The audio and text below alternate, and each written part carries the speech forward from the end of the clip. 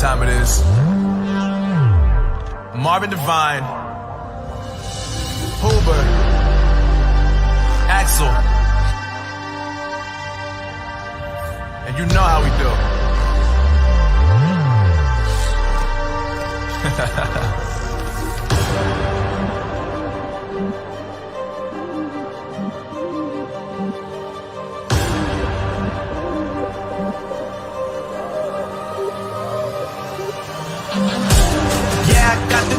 Yeah, I got the juice.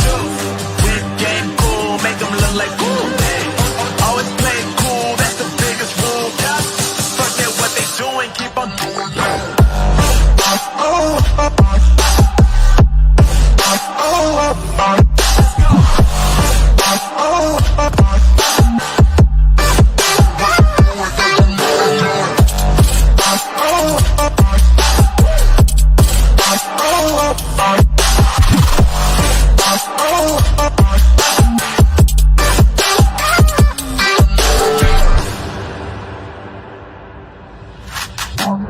I've been making loot since like 22.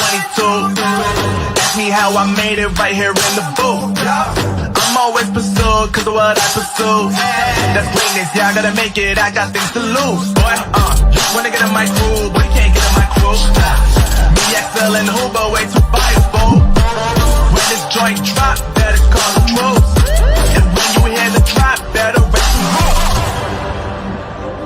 Better raise the roof.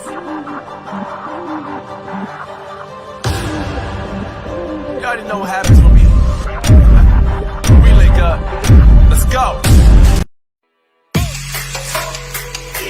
All these brothers, my guys, know that they fly, know that they ride or die. I keep boys by my side, CJ Ike, now I gotta roll with ice. Cold, these brothers, my guys, know that they fly, know that they ride or die. I keep boys by my side, CJ Ike, now I gotta roll with ice. Ride or die, ride or die, ride or die, ride or die, ride or die, ride or die, ride or die, ride or die. Cold, these brothers, my guys, know that they fly, know that they ride or die. I keep boys by my side, CJ Ike, now I gotta ride or die.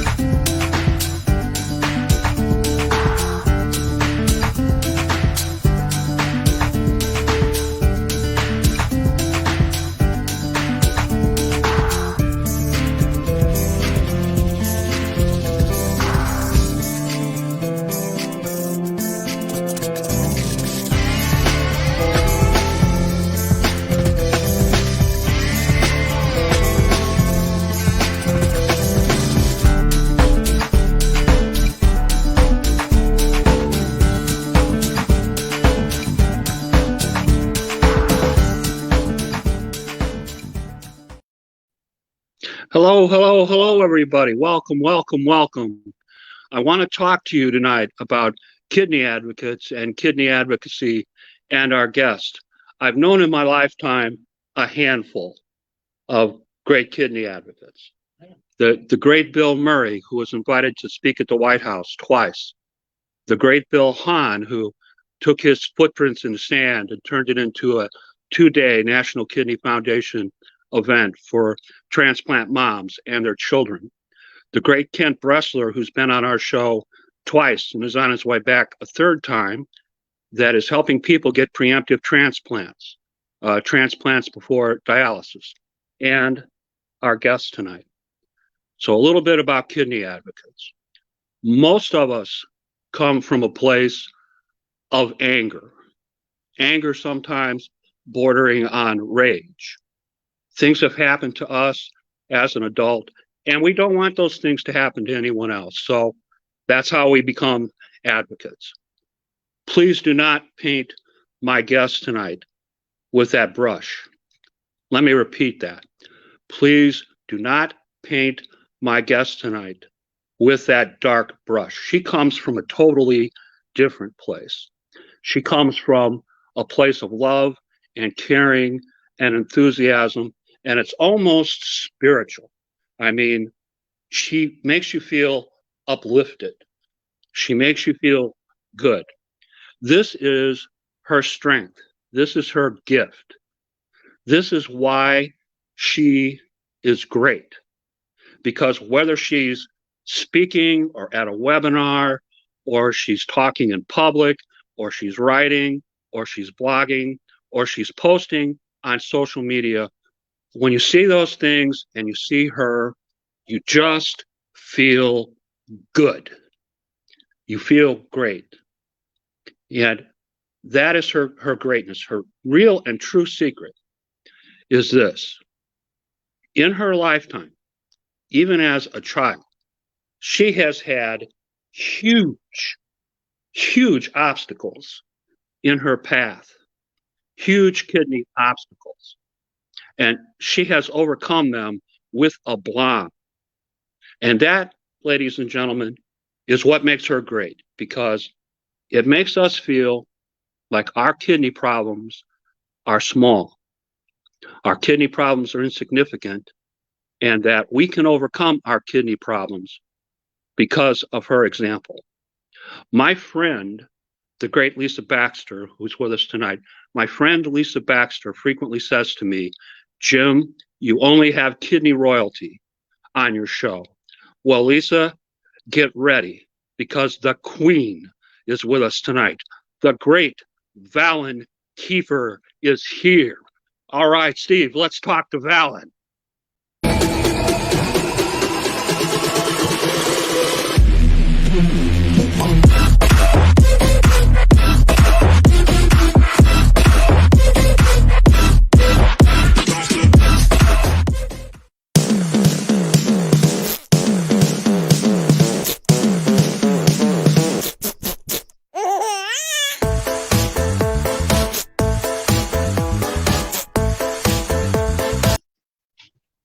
Hi, Ms. Valen. How are you? Hi, Jim. I'm wonderful. How are you? I'm over here wiping tears. That was like the most heartfelt, beautiful introduction. I'm so touched. You should have warned me to bring tissues. Oh, well, maybe next time. Thank you, Jim. Really, I'm very touched by that. Well, you're the greatest. I'm so pleased to have you on. You've been one of my heroes. I don't know for how long, a great heroine. So let's get right into it. Before we start, I want to let everybody know there are links, there are photographs, there are links to Valen's website. There's a placard with all of her accomplishments and her awards. All those things are in the comments to tonight's broadcast. So you can check those things out there and follow along with us as we're talking. Miss Valen, tell us a little bit about where you grew up in your childhood, what it was like. Sure. I currently live in Northern California, but I grew up in York, Pennsylvania, and I had a wonderful childhood and have incredible parents, but I started to be affected by health issues in my youth, and that journey began actually when I was 5 years old, when I had my first grand mal seizure. But kidney disease came into my life when I was 10 years old. Okay. I understand that you have been a polycystic kidney disease patient for over 32 years now. Can you tell our audience, for the people that aren't in the know, what is polycystic kidney disease? What's it been like for you? Sure, and I love your t-shirt. Yes, and BAD. So polycystic kidney disease is one of the most common life-threatening genetic diseases, and I side of the family, and I was diagnosed when I was 10 years old and had severe issues with it in middle school and high school. With this disease, your kidneys can grow to the size of footballs. They have multiple cysts and can cover them. And for me, mine were huge, polluted with cysts, and I was in and out of the hospital a lot with cyst bleeds. And then the really challenging journey, if that wasn't already challenging enough, started when I was 18 years old, when I was admitted to the hospital and almost spent a year in the hospital at that time. Okay. Can you describe for us the circumstances that led your parents to seek care for you and the steps they took to diagnose you as PKD, which hospital, all that sort of thing? Sure. So I actually, when I was 10 years old, just went to a normal pediatrician appointment, and I had sky high blood pressure of 160 over 140, which is just insane for a little child. And with my mom having polycystic kidney disease and knowing that it is hereditary, and that high blood pressure can come from polycystic kidney disease, she had an idea of what it could be, and I wasn't aware of it at the time, but my doctor was, and they sent me for an immediate ultrasound and saw that I had cysts all over both of my kidneys. And at that time, I was diagnosed with PKD, put on blood pressure medicine to control my blood pressure, and still to this day, I have to take blood pressure medicine. Okay. Can you tell us, you mentioned you were 10 years old, you were in grade school, you were in middle school, you were in high school. How did this affect your schooling and your personal life? How did you feel at that time? Well, for me, we didn't even talk about it a lot in our family, and I didn't know anyone else that had the disease besides family members. So for me, during middle school and high school, I felt quite different. And with the enlarged kidneys, they can be so sensitive that if you bump into something or get hit playing a sport, that you can have cyst ruptures. So for me, I couldn't participate in sports and a lot of things in gym class, and had to sit on the sidelines and look different. So my youth, I just felt at the time, I thought I was just kind of the only one that had this disease, even though I know other family members did. But it was really hard to not have any type of support or other people around my age to talk to. And that is a big driving force of why I'm really passionate about sharing my story and helping others so that they don't feel alone like I did. Okay. One of the big themes that I've seen in your work, and I've tried to read everything that you've ever written as best I can the last couple of months. One of the big themes that I see is that a big part of your work is to let PKD kidney patients, transplant patients, parents of pediatric kidney patients know that they are not alone and there are resources. Can you talk to us a little bit about that? Yes, because if I think back to when I was in the hospital and found out I had to start dialysis and needed a transplant, there wasn't resources provided to us, and there weren't support groups and people that we could talk to. So for me, that was really a drive to provide that for others, and I started to do that in my early 20s after my kidney transplant, with starting a local chapter for polycystic kidney disease and providing that community, creating it in my hometown of York, Pennsylvania. And that kind of was the starting point of really getting involved and helping other people and finding my passion of using my firsthand experiences to hopefully help create positive change for people today and future generations. Okay. I read that you spent most of your childhood or much of your childhood in the hospital with cystic bleeds. And at the age of 18, 8 full years after your original diagnosis, you spent almost a full year between 18 and 19 consecutively in the hospital. Can you tell us what was that like? What happened? It was so scary, and there are so many days, thankfully, that I don't remember because I was that sick. But what happened is I graduated from high school. I actually missed the first half of my senior year because of being in the hospital and cyst bleeds, and I had pancreatitis, but I graduated on time, started college, and a couple of months into college, I just fell to my knees in kidney pain, knew it was a cyst bleed, went into the hospital, and that was the start of the really long journey. And my cysts kept bleeding, and they couldn't control them, and tried to do different operations. I wound up receiving over 70 blood transfusions to try and compensate. And I was at a hospital for about 3 months, and they weren't really sure what to do and just kind of shrugged their shoulders. And that wasn't, of course, okay for my parents. And they reached out to Johns Hopkins in Baltimore, Maryland. And I was so sick that they were concerned I wasn't going to make it to be transported, and took the risk of doing that. Went to Johns Hopkins, kind of had to start fresh of all the tests and everything. And it wound up that they made the difficult but necessary decision to remove both of my kidneys, even though my kidneys were working at 60%. But they would have killed me if they kept them in because of the bleeds. And at that point, I was put on immediate dialysis. Sometimes had to endure it daily because of the toxins that I had. And I was too sick to be placed on the transplant waiting list, but needed a kidney to survive. So I needed a living donor.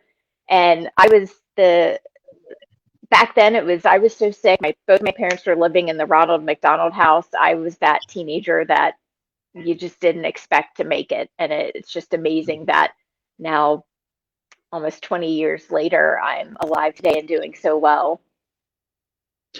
You mentioned your parents.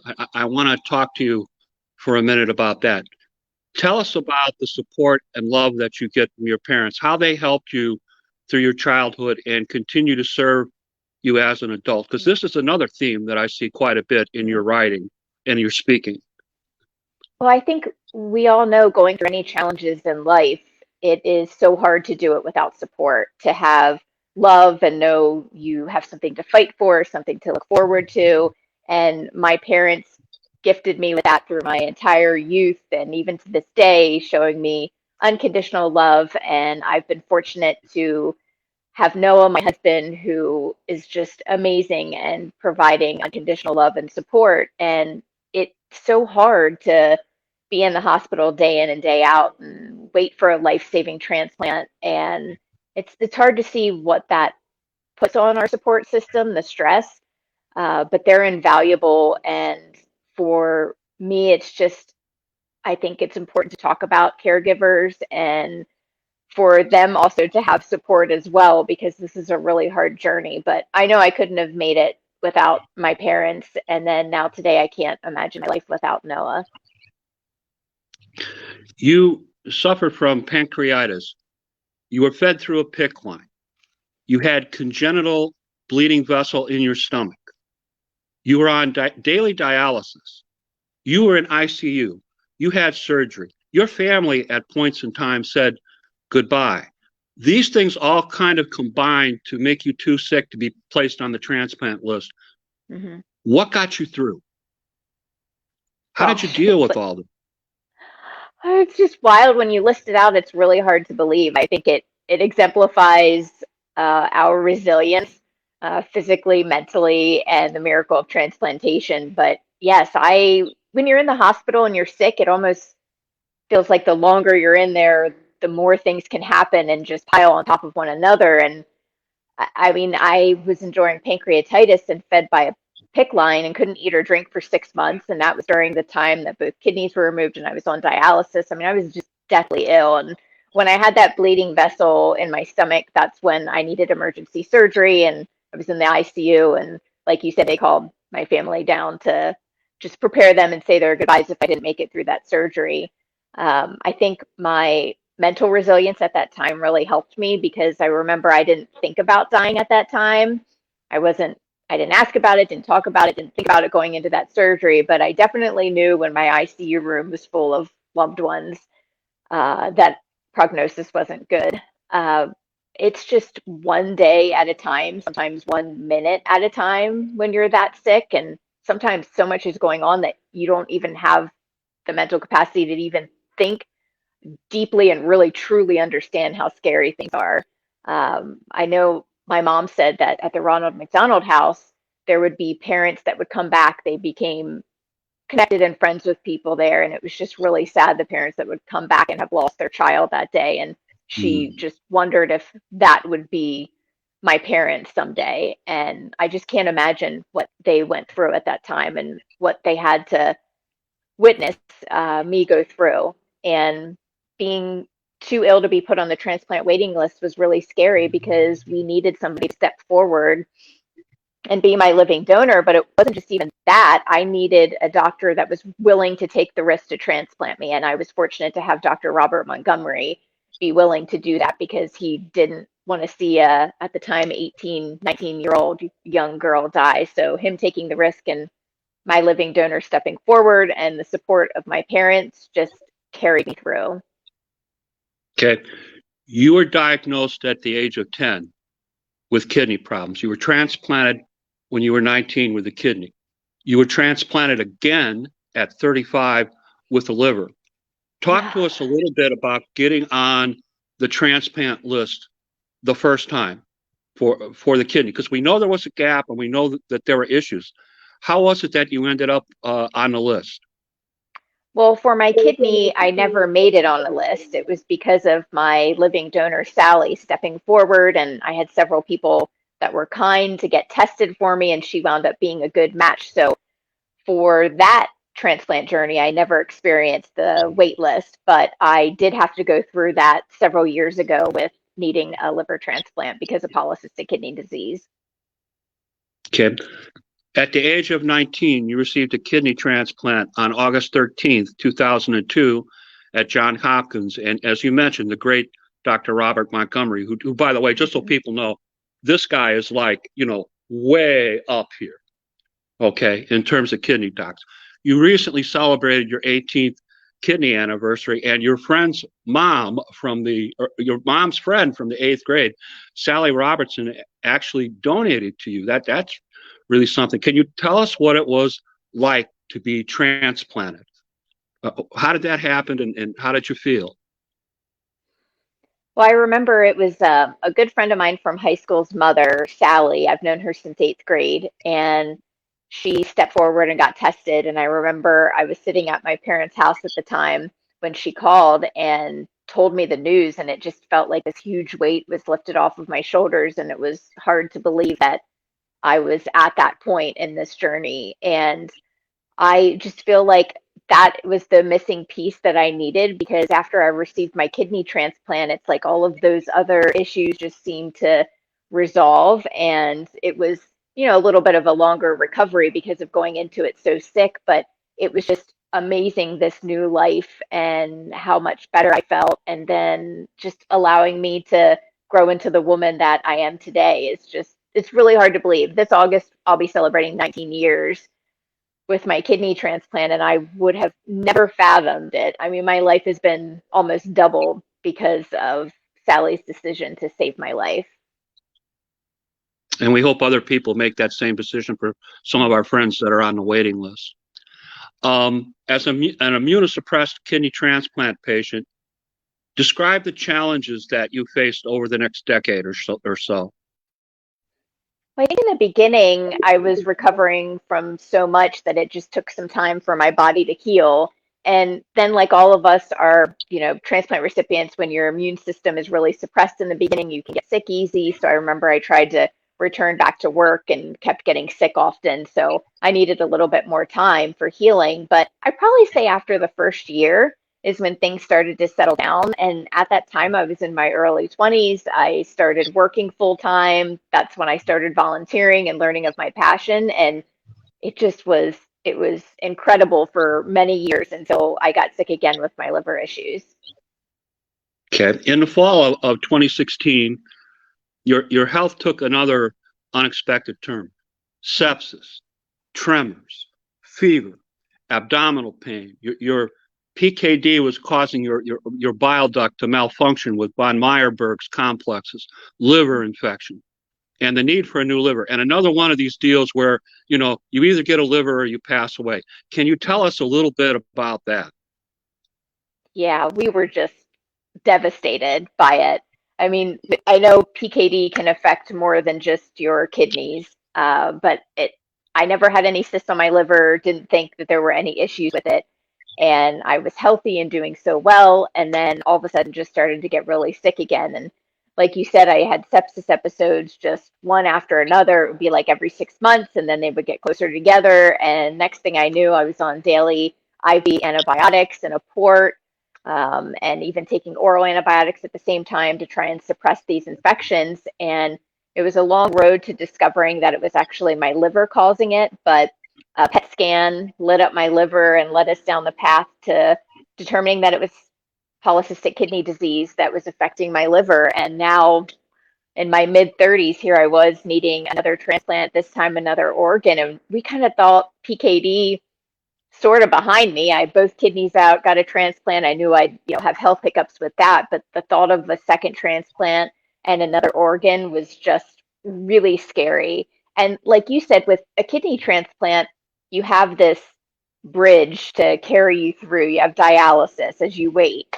With a liver, you don't have that. And that perspective for me was really scary, that if I didn't get a new liver, I could pass away. And I honestly had thoughts of how much could one body handle.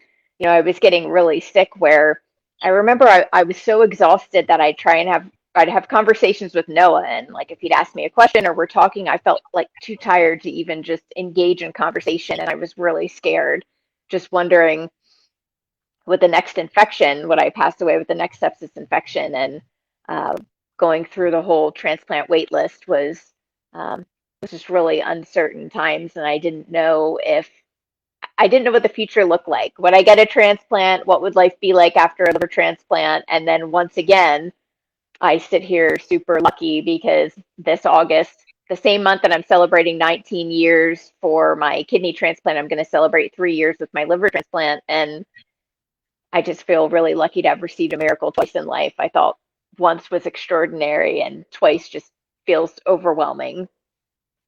Your doctors in California thought that it would be too long a wait for your liver. So on August 4th, 2018, you were transplanted at Barnes in St. Louis, Mm-hmm. Missouri, a liver transplant from a deceased donor. Can you tell us a little bit about that? What happened in that regard?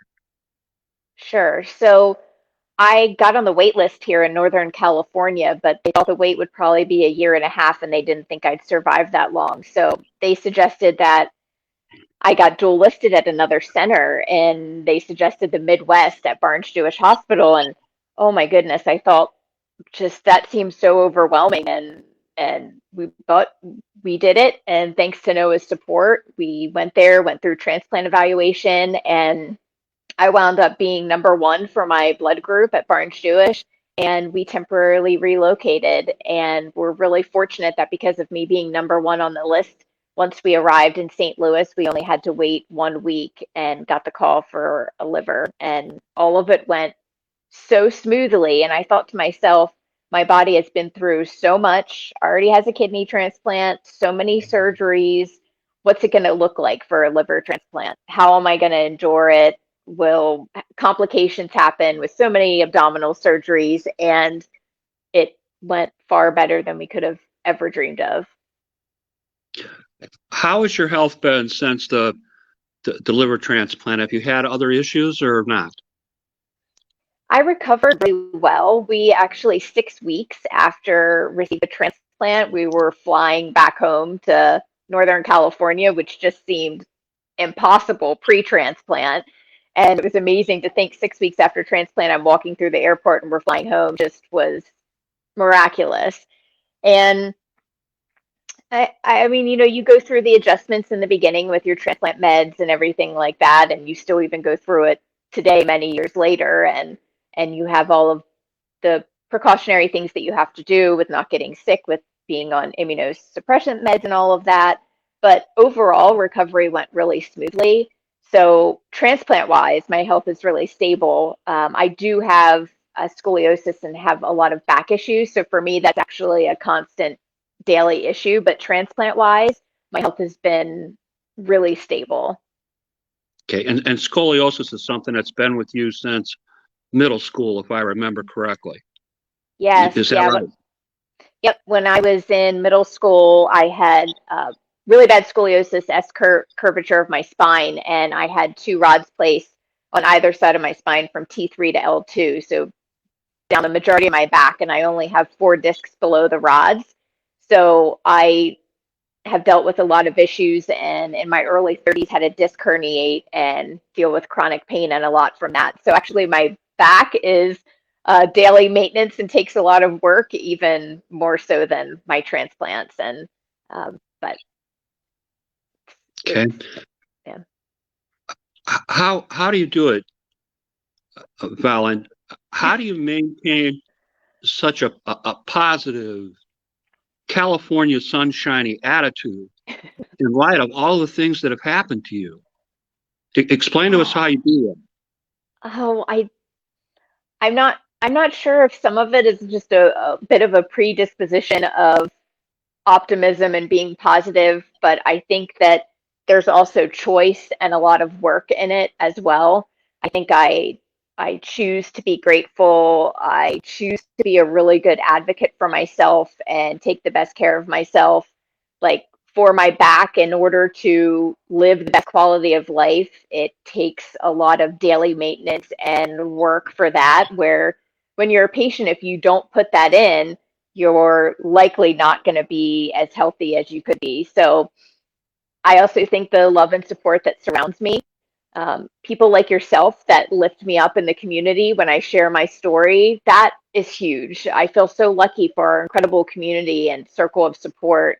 And of course, my parents and Noah. So I think the love that I've been surrounded with has really helped me. And I choose to be grateful. I choose to shift any fear to gratitude because the other option just wouldn't be an enjoyable life. And I think, I mean, I have never been bitter about the diagnosis or having all of this.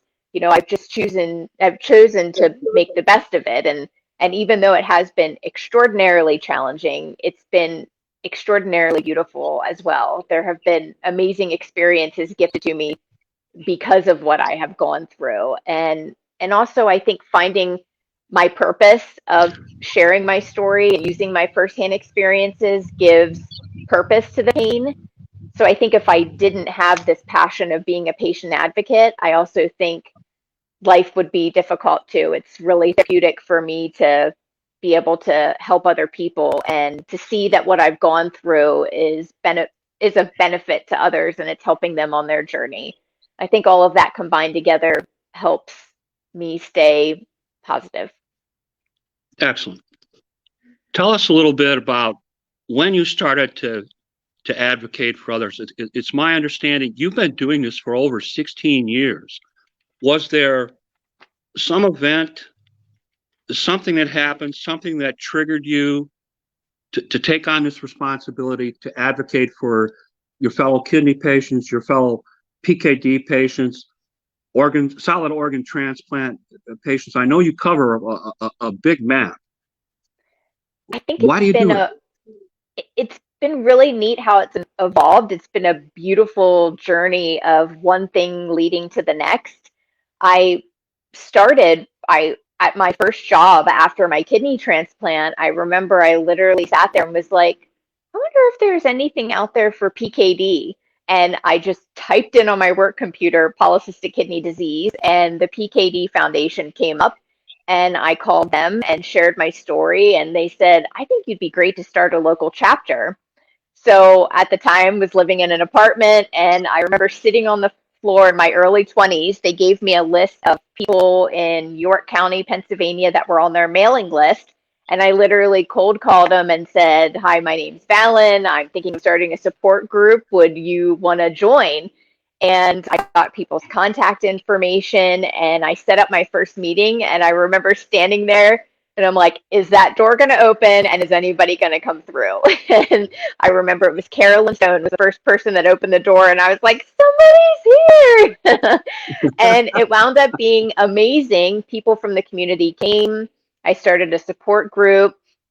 Then it grew to a local chapter. And then I organized 3 fundraising walks. And then I did a kidney education seminar. And then all of a sudden, I started sharing my story. The PKD Foundation asked if I would come to one of their conferences and share my story. And I never did it before. And I was like, well, sure. They're like, just, come share your story. Not a big deal. And I remember I opened the doors and it was like the whole room was full of a couple hundred people. And I thought, I'm going to know whether I like this or not. And I walked up and I shared my story, and I was in awe by who came up to me afterwards and what they said. And I think that's the moment I realized that I really wanted to get out there and be a voice in the community, because it's amazing when you share your story, how people connect to it, how it touches them, what they do with that. And at that moment was, I think, really insightful for me and really gave me the fuel to share my journey. And the neat thing is it's just been one event after another. It's happened very organically, where I'll be at an event, somebody will be there and have another opportunity, and it'll go from there. And even my writing, I didn't write before. And there's a friend of mine that used to work at the PKD Foundation, Dave Switzer, and he's like, I think you should write a blog for us. And I was like, I remember I was hesitant for several months because I was like, I never wrote before. And he's like, just, try it out. So I started writing, found out that I absolutely love writing, and like 250 blogs later, now it's a big passion of mine. And I think the whole thing with it, whether speaking or writing, I have just done both from my heart. And I think just being your true self is the best gift that you can give yourself and others. And I think that that's why one thing has just led to the next. And it's been amazing how it has grown from the PKD community to the kidney community as a whole to organ donation.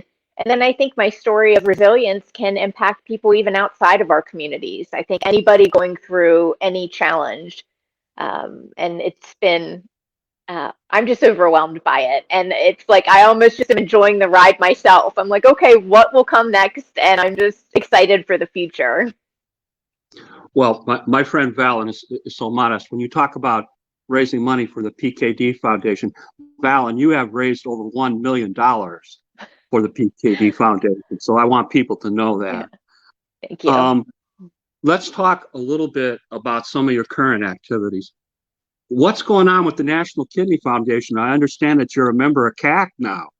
Yes, I know. I'm excited. And that actually started because I know you know Kelly Collins, and we were both asked to speak at an event with Otsuka for mental health in the kidney community. And that's how I met her. And she's delightful. And then after meeting and sharing my story, she brought me on board. So I'm really excited. And the National Kidney Foundation has been really nice with sharing my story. And I'm looking forward to future collaborations with them. But that was another very authentic happening of just meeting Kelly through another event, and then it led to something next. That's what's beautiful about this life.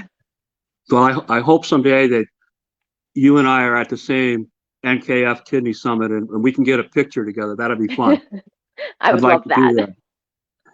Talk to us a little bit about this recent article with Transplant Nation. They did such a wonderful job and took so many great photographs. What was that all about? I thought so too. I had connected with them because I saw an ad for their magazine actually in the Renal Support Network magazine. You know how our communities are all connected.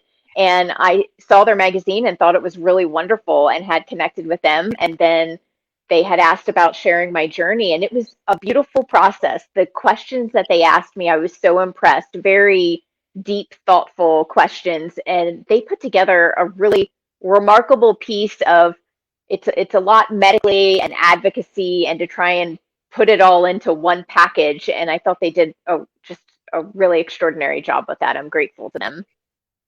You know, we were set to talk in January, and things came up, and that conversation fell through. And here we are in April, and I noticed that there are a couple of things going on with you recently since we were scheduled to talk last. One of those things was the Bounce Back, Give Back webinar and the award from the Chris Klug Foundation and the YouTube video, April 13th, 2021. Can you tell us a little bit about that? That's real recent.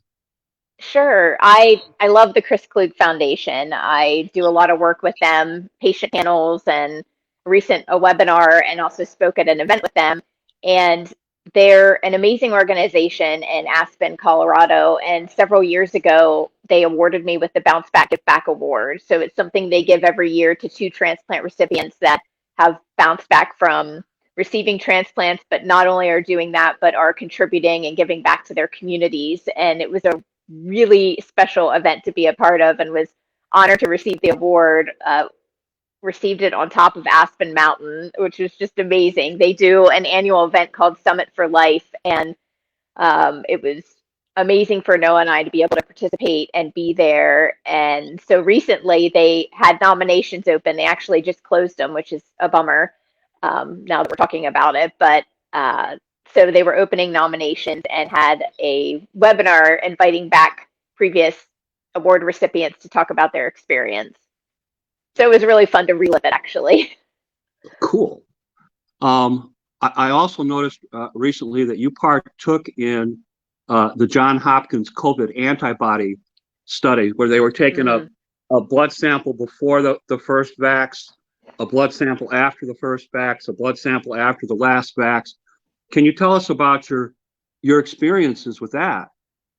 Yes, I'm glad you asked about this. I am so fascinated about this study. I'm really grateful to be a part of it. So right now, with transplant recipients getting the vaccine, we're not building up the same antibody response as general population. So after the first dose of transplant recipients that they tested in the study, only 17% showed positive for antibodies, where during the trials outside the general population, it was 100% showed an antibody response. So that's a really scary difference of numbers, meaning that transplant recipients that are getting the vaccine doesn't mean that they're being protected, and shows that we need to continue to be careful. And this is really important for us to not only find out these results, which are then figure out, how do we move forward from this? Okay, we learn this, but how do we get transplant recipients protected? So is that going to be a third booster shot, or what's that going to look like in the future? So that's what Johns Hopkins, that's what the study's about, and that's what they're working on. And of course, I have my full trust and love them. I received my kidney transplant there, and so it's been really wonderful to be a part of it. So with the study, you took a blood sample before you got the first dose, and then a blood sample a month after the first dose of the vaccine to see if you build up antibodies. And then you do another blood sample a month after the second dose to see your antibody response from that. And it's showing things like a lot of transplant recipients who are on CellCept. That seems to be a big issue. The anti-rejection medicine CellCept is making it that it seems like if you take that, oh no, makes it that you can't, that you're not building up as good of an antibody response. So are you a part of the study? I applied, but they told me it was too late. So I was not fortunate enough to get on board there. The Dreamwalk Fashion Show. You have 60 some odd inches of scars on your body. And I understand you designed your own costume. You put glitter on your scars to highlight them. The idea was about body acceptance and scar acceptance. Can you tell us a little bit about that experience? Oh my gosh, that was so fun. It's like, take us back to pre-COVID life, right? That was in the fall of 2019. And it's called the Dreamwalk Fashion Show. And like you said, it's about body positivity. And they have about 60 dreamers, they call them, that walk the runway. And the fun thing is it's kind of, the costumes are sort of like a Victoria's Secret with wings and everything. But the people, the dreamers that are walking the runway, are people that have endured a lot in their life, have overcome adversity, and are using it to help others. And I felt so lucky to be selected to be a part of this fashion show. And it was in New York City. And I worked with some designers here in Sacramento, California, to create a costume that would show the majority of my scars. And like you said, I have 60 inches of scars, and they blend in a bit with your skin, that if somebody's far off, they might not see the impact of it. So I thought, okay, I'll highlight them with glitter. So highlighted them with glitter and walked the runway. And I just really wanted to share my story in a different way. I've shared my story at over 100 events across North America. And I thought, I have an opportunity to walk the runway. How can I do it differently? And I thought of my younger self, who didn't like to change in gym class because didn't want people to see my scars. And I thought, I'm going to make that little girl proud and do something different that I never would have thought I would have done. So here I thought I was going to do it to help others. And it was actually really inspiring personally to do that, and just very liberating to be on a stage in a room full of people and displaying what I've gone through, but the beauty of it. And I think it was actually just really impactful for not only others, but also myself. Excellent, excellent. You also spoke. You mentioned the Osaka, Canada pharmaceutical. There was a gala there celebrating the first treatment for PKD released in Canada. You spoke at that event. Can you tell us a little bit about that? Oh my gosh, you're bringing back so many good memories. Thank you for this. I felt so lucky. So, growing up with polycystic kidney disease, having many family members who passed away from it, I just wanted to live to see the day a treatment or cure would be found. I just thought that would be remarkable. And then to have a treatment found first in Canada before it was approved in the United States. And then I was asked to speak at the gala celebrating a treatment, being discovered and in Canada was just amazing. And so I was very fortunate to be invited by Otsuka Canada and to share my story at the gala. And it was just incredible to be able to think of my grandma who passed away and I never met, to think of my mom who has the disease, and my brother, and plenty of family members that I never met because they passed from this disease. And to think that I was standing there representing our community on the night of celebration of the first treatment for PKD was just mind blowing. That is something that I will carry with me the rest of my life. The honor of that was just amazing. You mentioned your writing. You wrote an essay for the Estella's contest about how transportation changed your life, and you won. And you ended up in the Rose Parade on the Donate Life float. Can you tell us what it's like to be in the Rose Parade, Miss Valen? Sure. I feel like you said, the California sun, I'm like continuing to move back because it's setting. So I'm sorry about the sun. Yes. So when we moved around like 11 years ago from Pennsylvania to California, and at that time I was really active. I was doing a lot of public speaking in Pennsylvania, all of the work that I shared with the support group and the chapter. And I thought to myself, like, I'm leaving this, how am I going to rebuild this in California? And it concerned me a little bit. And when we moved, I saw the contest and I thought I'll write about how my life has been, of course, greatly impacted by transplantation. And here I was selected as the winner. And like you said, I won the opportunity to ride on the Donate Life float in the Rose Parade. And that was January 1st of the first New Year's that we were in California. And here I thought, I was concerned about not being active in organ donation and trying to connect with others moving to across the United States. And here I was waving to people on national TV, and it was just an opportunity and ride of a lifetime just to be able to represent and have that platform and that experience. And kind of like I said earlier, it's been really challenging, but these experiences that we're talking about are just ones that I would have never had if it wasn't for what I went through. So when you put it into that perspective, I think it is replacing those challenging days with extraordinary moments that just keep me fighting and moving forward.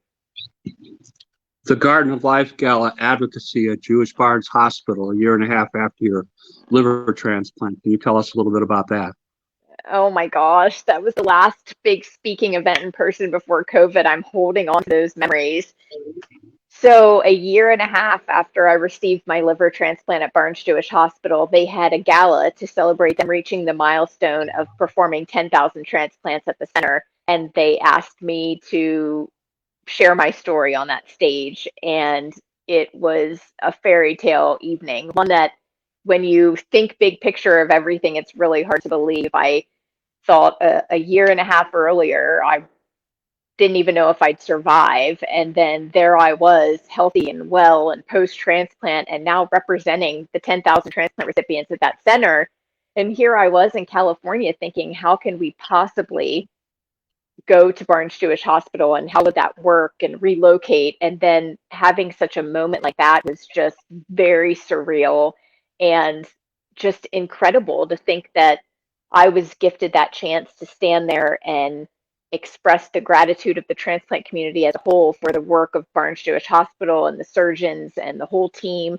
I mean, it was a room full of several hundred people that had a huge impact in the field of transplantation. And I just was pinching myself on how I had the opportunity to stand before them and thank them. And it was really special to have my liver transplant surgeon there and my hepatologist there. And during my speech, to be able to literally look them in their eyes and thank them at that type of an event was just something that I know I'm very fortunate to have been able to do.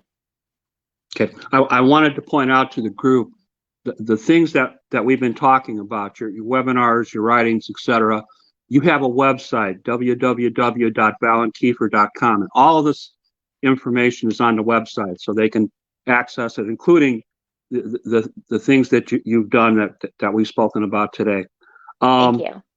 I'll tell you the one story that intrigues me. What is this story about robot face Valen and CareDx over in Brisbane, California? What was going on there?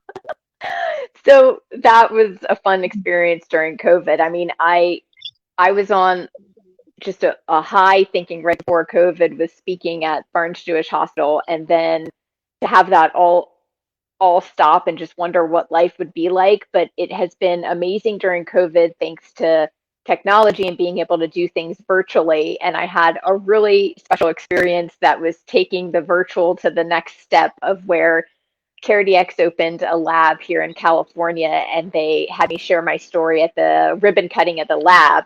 And there were a few of the employees there, but of course, since it wouldn't be safe for me to go, they had me be a robot there. So they had a robot where it was basically like almost like an iPad on a moving pole type thing, and I was on the screen. So there's pictures of the people at the ribbon cutting and then a robot in my face. And it was just so much fun. I think it was really great that they did that because it helped me feel a bit more connected and actually there, which was just really lovely at a time when it was, it's hard to be home and missing that human connection with people. Okay. What's next that you can talk to us about for Valen Keefer and her advocacy? Do you have events on the calendar that are coming up that you can tell us a little bit about? I definitely have projects that I'm working on. I'm trying to think of the next actual event.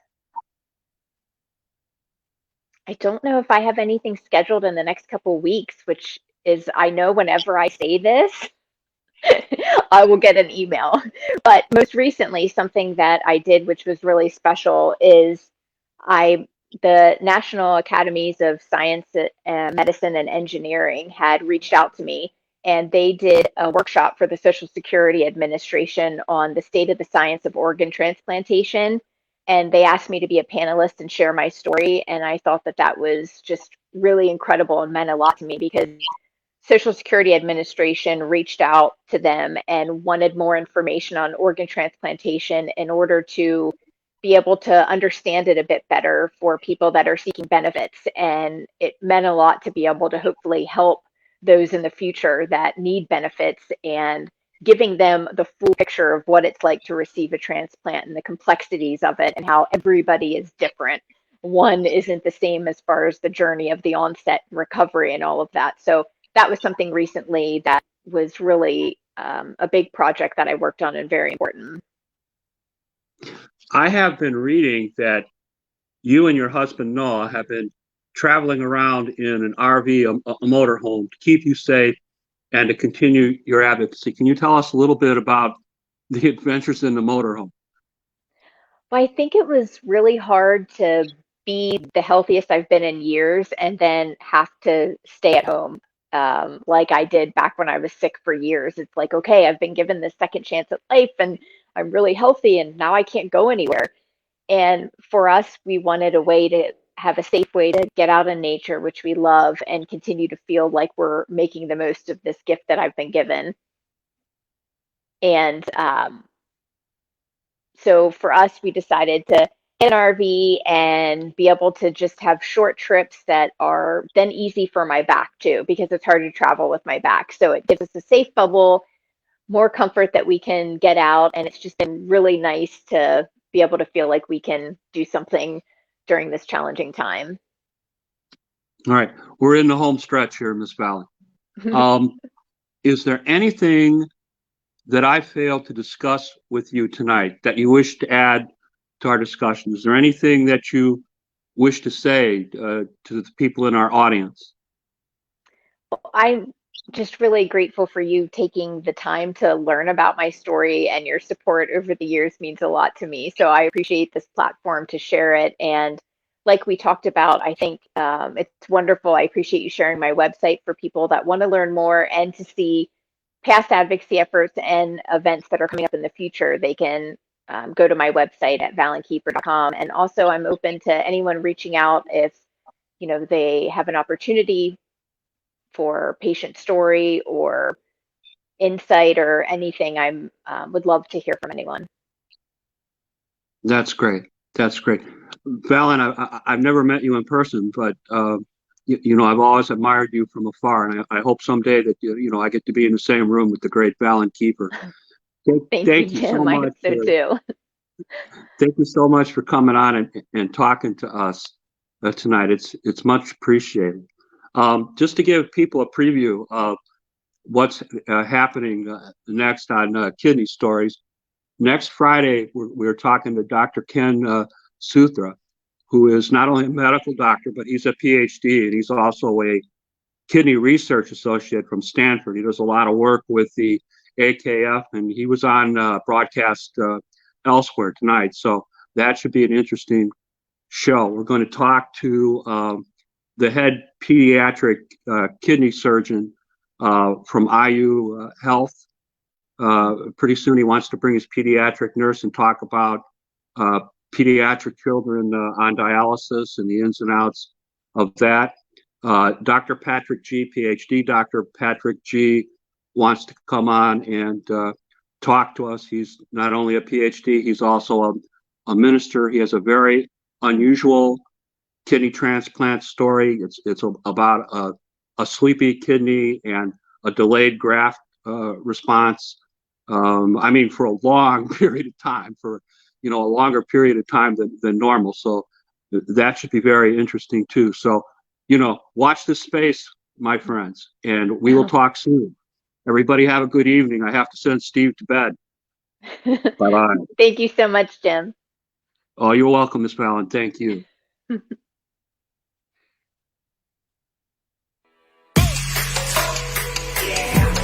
Brothers, my guys, know that they fly, know that they ride or die. I keep waves by my side, CJ Ike, now I gotta roll with ice. Cold, these brothers, my guys, know that they fly, know that they ride or die. I keep waves by my side, CJ Ike, now I gotta roll with ice. Ride or die, ride or die, ride or die, ride or die, ride or die, ride or die, ride or die, ride or die. Cold, these brothers, my guys, know that they fly, know that they ride or die. I keep waves by my side, CJ Ike, now I gotta ride or die.